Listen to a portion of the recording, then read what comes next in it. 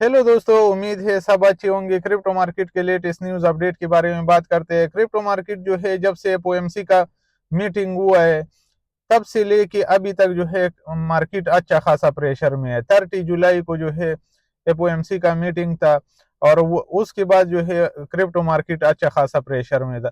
लेकिन जो एक्सपेक्टेड था ना वही हुआ। ना इंटरेस्ट रेट को कम किया और ना इंक्रीज किया। जो एक्सपेक्टेड था वही हुआ, तो फिर क्रिप्टो मार्केट क्यों प्रेशर में है? देखो, एक तो मंथली क्लोज का प्रेशर था। मंथली मंथ जो है वो क्लोज हो रहा था। कल रात को जो है मंथ का कैंडल क्लोज हुआ और इथेरियम में जो है अच्छा खासा प्रेशर बनाया। बेयर ने जो है अच्छा खासा प्रेशर बनाया और नीचे 3600 तक लेके आया। बिटकॉइन के ऊपर भी अच्छा खासा प्रेशर था, लेकिन ये प्रेशर जो है ये डोनाल्ड ट्रम्प के साइड से फिर से जो है जो अपना तारीफ का पॉलिसी जो अनाउंस किया था ना, तो आज जो है आज से फिर से उसका ड्रामा स्टार्ट हो रहा है। वो कह रहे हैं कि हम इस दफा जो है एक्सटेंड नहीं करेंगे। कुछ कंट्रियों ने हमारे साथ जो है बातचीत नहीं किया है, हमारे साथ निगोशिएशन नहीं हुआ है, तो उसके ऊपर जो है हम इम्प्लीमेंट कर रहे हैं। वो जो है वो तकरीबन 30 कंट्री है जिसने जो है उसके साथ डील नहीं किया है। तो इस वजह से जो है क्रिप्टो मार्केट के ऊपर अच्छा खासा प्रेशर है। दूसरा, वार का ये फिर बल रहे कि वार का ये हो रहे, रूमर चल रहे कि फिर से जो है इजराइल और ईरान का ये जो है वार स्टार्ट हो सकता है। तो उस वजह से भी जो है क्रिप्टो मार्केट के ऊपर प्रेशर है।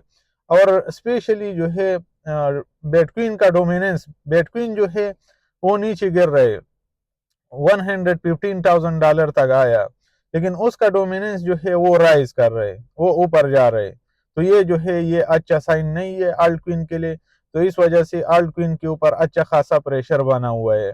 लेकिन इथीरियम अगर कुछ बुरा होता है तो इथीरियम जो है 3300 का सपोर्ट जो है उसको मेंटेन होना चाहिए। अगर उसको मेंटेन नहीं कर रहे तो फिर 3000 से फिर हम नीचे गिर सकते हैं।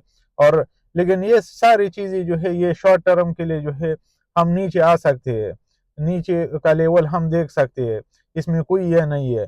लेकिन लॉन्ग टर्म में जो है इथेरियम ने ऑल टाइम हाई ब्रेक करना है, ऑल टाइम हाई के ऊपर जाना है। तो उसमें कोई ये नहीं है, कोई दो राय नहीं है कि आल्ट क्वीन और इथेरियम जो है अच्छा खासा परफॉर्म कर सकते हैं। कल जो है इथेरियम का एक इवेंट था, वो 10 एनिवर्सरी के ऊपर जो है इथेरियम का एक इवेंट था। तो उसमें जो है विटालिक बटरेन जो इथेरियम का फाउंडर है, वो उसने जो है कुछ अच्छी बातें की। उस वो बोला कि हम जो है आने वाला वक्त में जो है हम हम ये इथेरियम चेन जो है उसको ऐसा बनाएंगे ना कि वो कभी भी जो है लाइफ में डाउन ना हो। जिस तरह सोलाना जो है वो शट डाउन हो जाता है ना, तो हम जो है कोशिश करेंगे कि इथेरियम में ये ना हो, क्योंकि उसके ऊपर अगर फाइनेंशियल सिस्टम पूरा खड़ा करना है ना इथेरियम के ऊपर, क्योंकि इसको जो है ज्यादा स्टेबल चेन माना जाता है। तो उसने जो है ये बातें बहुत अच्छी अच्छी बातें की उसने इथेरियम के बारे में। दूसरा, क्वांटम कंप्यूटर के बारे में बात किया कि हम जो है इथेरियम चेन को जो है क्वांटम रेजिस्टेंस बनाएंगे कि कभी अगर क्वांटम कंप्यूटर आता है, अभी तो जल्दी आने का उसका भी चांस नहीं है, तो इथेरियम फाउंडेशन के पास भी जो है टाइम है।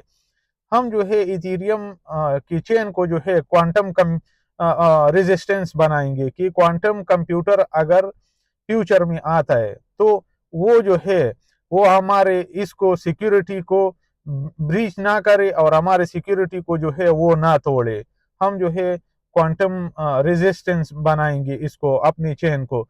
तो ये एक बहुत अच्छी बात है, क्योंकि अगर इतना इतना बड़ा पैसा आ रहा है ना इस चेन में, अगर इतना बड़ा पैसा आ रहा है और इथेरियम को लगातार बाई कर रहे, तो इथेरियम के ऊपर जो है अच्छा खासा काम करना पड़ेगा। देखो, और चेन जो है सोलाना ब्लॉकचेन जो है वो जिस तरह जो है 3 घंटे और 4 घंटों के लिए जो है शट डाउन हो रहा है, तो आप क्या समझ रहे हो कि इसके ऊपर जो है फाइनेंशियल फाइनेंशियल मार्केट इसके ऊपर खड़ा हो सकते हैं? नहीं हो सकता है।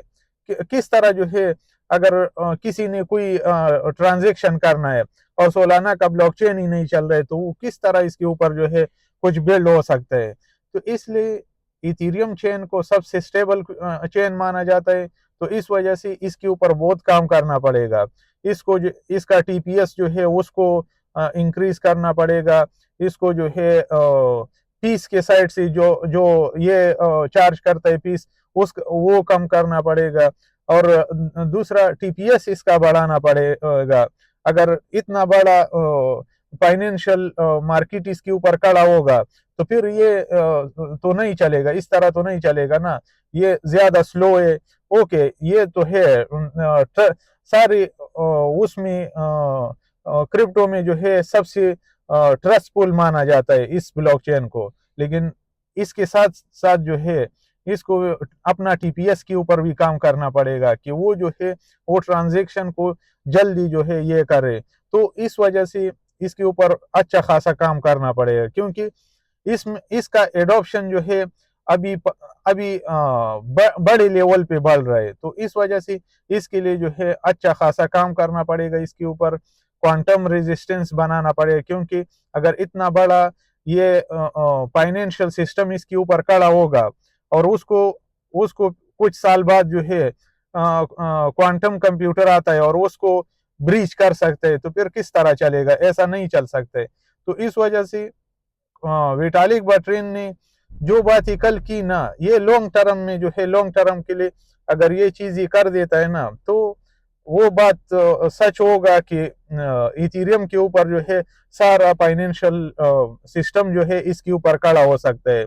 और ये सबसे एडॉप्शन भी सबसे ज्यादा जो है इथेरियम का ही चल रहा है, क्योंकि इसको ट्रस्टफुल माना जाता है। अभी टीपीएस का भी इतना ज्यादा जरूरत नहीं है, लेकिन इसको ट्रस्टेड माना जाता है। लॉन्ग टर्म में टीपीएस का जरूरत जरूर होगा, क्योंकि अगर इसके ऊपर सारा फाइनेंशियल मार्केट खड़ा होगा तो फिर इसका टीपीएस ज्यादा नहीं होगा, ये फास्ट नहीं होगा, तो किस तरह, अगर जल्दी जो है वो ट्रांजेक्शन क्लियर नहीं कर पाएगा तो फिर किस तरह चलेगा, नहीं चल सकता है। लॉन्ग टर्म में उसका जरूरत होगा। लेकिन जो जो क्वांटम कंप्यूटर का जो ये किया क्वांटम रेजिस्टेंस बनाने का, ये बहुत अच्छी बात है, क्योंकि क्रिप्टो के लिए जो है सबसे बड़ा खतरा जो है वो क्वांटम कंप्यूटर से है। तो अगर क्वांटम रेजिस्टेंस बनाएगा इसको, तो और भी जो है इसका ये बढ़ेगा, एडॉप्शन बढ़ेगा, और बड़े बड़े इस फाइनेंशियल इदारे जो है इसमें आएगी, इसके ऊपर अपने डेप और इसके ऊपर अपनी मार्केटों को करेगी। तो इस वजह से जो है अच्छी बात है, उसने बहुत अच्छी अच्छी बातें की कल। दूसरा, ईटीएफ की साइड से जो है कल भी जो है नेट इनफ्लो हुआ है। 31 जुलाई को बिटकॉइन में 115 मिलियन और इथेरियम में जो है वो सिर्फ $17 मिलियन का इनफ्लो हुआ है। 30 जुलाई को भी नेट इनफ्लो हुआ था, थोड़ा हुआ था, लेकिन परसों भी 30 जुलाई को भी कोई आउटफ्लो नहीं हुआ था, खरीदा था सिर्फ।